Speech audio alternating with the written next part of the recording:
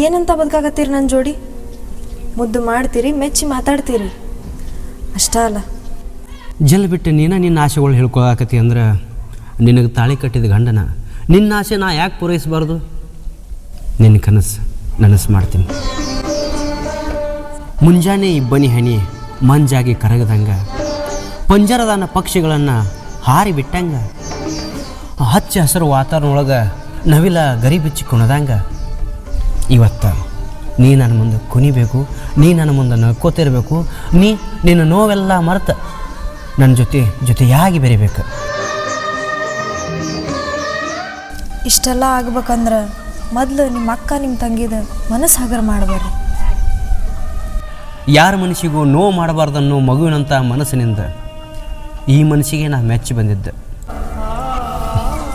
ರೀ. ಬರುವಾಗ ಮುಡಿಗೆ